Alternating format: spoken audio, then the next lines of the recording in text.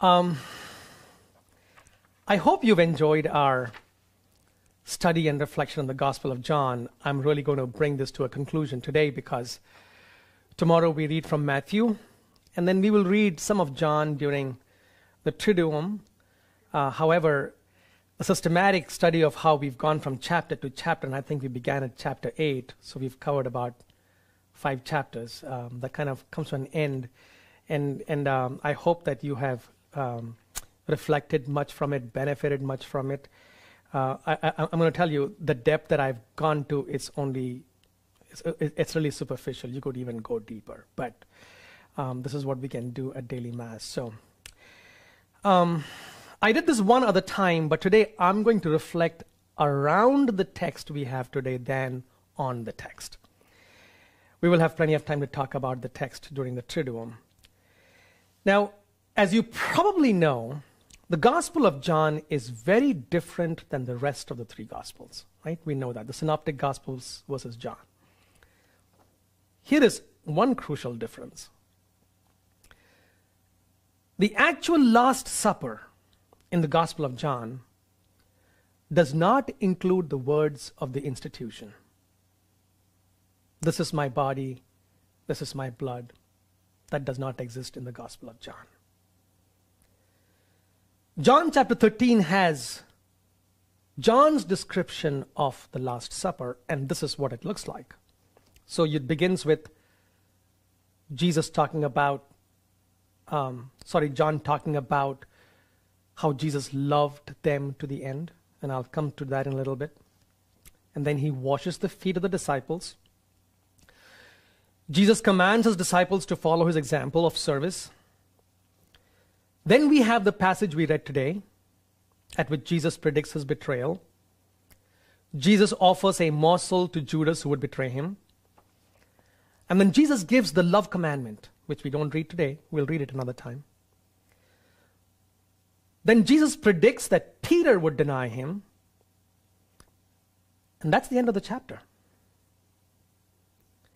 Jesus is not arrested until chapter 18, and we are just at the end of chapter 13. Between chapter 13 and 18, we have what we call the Last Supper discourses. Now, I can assure you, Jesus did not speak all those words in one sitting. After supper, let's talk, and Jesus lets it out, and then he says, okay, my hour has come. That's not how it happened. What John and the editors of the gospel have done is brought a lot of teachings that Jesus gave during the rest of his life, and they have put it together around the Last Supper, or between the Last Supper and his arrest, to simply tell us how important these teachings are. However, there is no reference to Jesus' words of the institution. And here is a lesson for us. Why? Why does John not include the words of the institution? Honestly, the answer is very simple. See, John is written around 90 to 110 AD, anywhere between that. By that time, the Eucharistic tradition has already been well established. There's no need for him to write. John is dealing with not the basics. John's theology is a little higher than the facts that the other synoptic gospels mention. So when some people ask you about a teaching and they say, well, where is it found in the Bible? Here is the answer to that question. Sometimes we think that the Bible came first and the church came later. Actually, we now know that the Bible is really the product of the church. The church came first. Bible comes later. So these are the kind of things that we must keep in mind as we read the gospel. I want to focus our attention on a few other things that are significant in today's gospel, and I'm going to, as I said, talk around the text. One of them is the question of discipleship, the call to discipleship. Now, if you notice in today's gospel, the disciples come across like a bunch of dodos. They really do. They're perplexed. They have no idea what is going on. Not even the beloved disciple knows what's going on. So Peter nods to John, who's lying at the breast of Jesus, to say, ask him what he meant. Even the beloved disciple does not know what is going on. Right? In the account of the washing of the feet, Peter wants his whole body to be washed. And you say, what are you thinking, Peter? You want Jesus to give you a bath? One of them will betray him, that's Judas. Another will deny, that is Peter. And many of them will flee. So the disciples don't come across as people who really are with Jesus. On the other hand, Jesus gives them commandments. Jesus gives them the way that discipleship should be. So, for example, we hear Jesus say this, I give you a new commandment. Love one another. This is how all will know you are my disciples, if you have love for one another. And what does that love look like? John began this chapter 13, with the words, Jesus loved them to the end. Now the disciples must imitate the love of Christ. This is how all will know you are my disciples, if you have love for one another. John also uses in today's gospel the theme of night and light very effectively.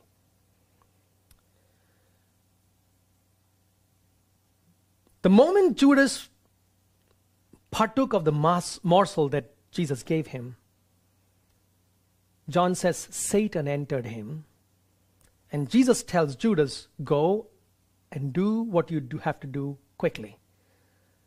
And then Judas leaves, and John says, and it was night. What is happening here? Judas is leaving the light of the world, who is Jesus. Judas is leaving the light of the world and stepping into the night, into the darkness of those who rejected Jesus and planned to kill him. Now, John does give us examples of people who did the opposite. And you know who that character is? Nicodemus. In chapter 3 of John, here is what John says, that Nicodemus came to Jesus at night and said to him, Rabbi, we know that you are a teacher who has come from God, for no one can do these signs that you are doing unless God is with him. Nicodemus came to Jesus at night, and by that act of faith, he's stepping into the light. Judas is doing the opposite. He's moving away from the light and stepping into the night. I want to talk a little bit about the love of Jesus. Chapter 13 begins with these words. John knew that his hour had come to pass from this world to the Father. He loved his own in the world, and he loved them to the end. Now, not only does Jesus say that, you get a concrete example of what it looks like in today's gospel reading. I told you that this passage is John's account of the Last Supper, so this is a very Eucharistic passage, chapter. Jesus gives the morsel of bread to the most depraved character in John's story, Judas. You hear me? I want this to be engraved in our minds, because I'm going to say something very significant. In this Eucharistic meal, Jesus gives the morsel of bread to the most depraved character in the story, Judas. And what does this mean? Our own life and our own history will tell us that disciples always have and will display ignorance. Remember the ignorance of the disciples in today's gospel reading? Disciples have and will always display ignorance. They will fail Jesus. They will deny him and betray him in the most public way possible. But Jesus' never failing love for his disciples reveals a unique God.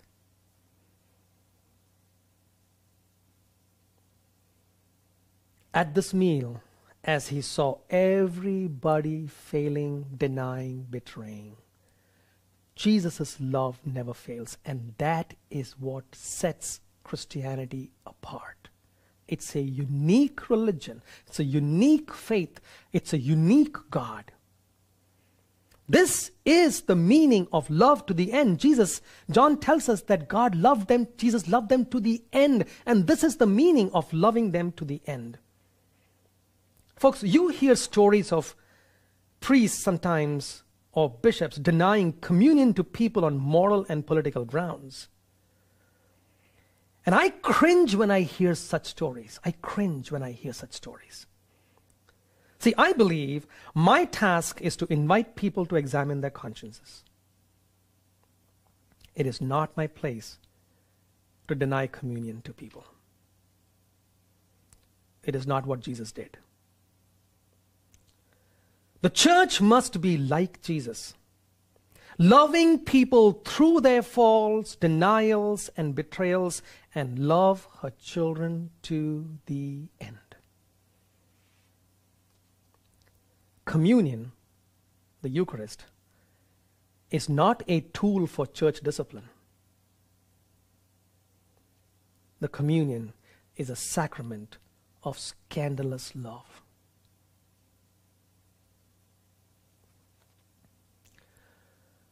What a marvelous chapter 13 is.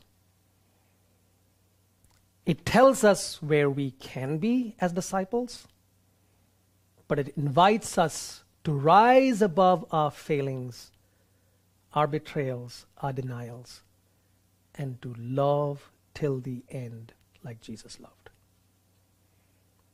It's a great note to end the reflection on John.